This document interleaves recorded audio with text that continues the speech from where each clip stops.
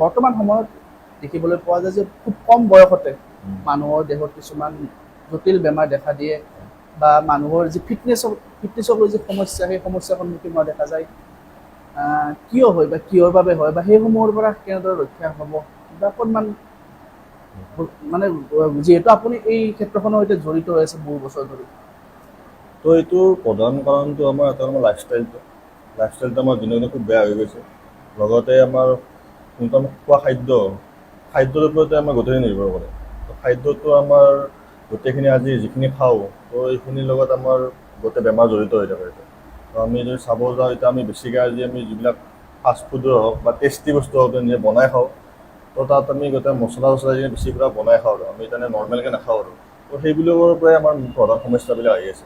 তো আমি যদি খোৱা ধৰণটো অলপ সলনি কৰি কেনে নিজৰ চলা ফুৰণটো অলপ মানে সলনি কৰি দিওঁ, তো মই ভাবোঁ এই বেমাৰৰ পৰা আমি বাচি থাকিব পাৰিম আৰু।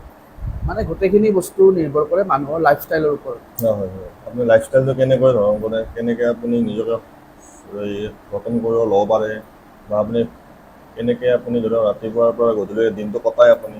আমি আজিকালি চাব গ'লে পৰিশ্ৰম একদম নহয় আমাৰ চব বস্তু সহজলভ্য হৈছে। আমি চব বস্তু আমি সহজতে বিচাৰোঁ। তাৰোপৰি আমাৰ খাদ্যৰ প্ৰতিও ধৰক ভেজালে বুলি ক'লোঁ মই। আজিকালিতো আগৰ নিচিনা সেই খাদ্য নাপায়, চব ভেজালি কৰা হৈছে। লগতে আমি ধৰক নতুন নতুন ফাষ্টফুড নতুন নতুন আহি গৈছে। তো সেইবিলাকৰ পৰাই আমাৰ সমস্যাবিলাক হয় বুলি মই ভাবোঁ। মানে মানুহে লাইফষ্টাইলটো যি ধৰণে মানে চলাই যাব সেই হিচাপত মানে তেখেতৰ শৰীৰটো আৰু ভালে থাকিব আৰু। হয় হয়, লাইফষ্টাইলটো আমাৰ মেইনলি আপুনি ফ'কাছ কৰিব লাগিব। তো আপুনি যিমান যি কৰক নকৰক আপুনি নিজৰ শৰীৰটোক অলপমান সময় দি কিনে যত্ন লোৱা উচিত।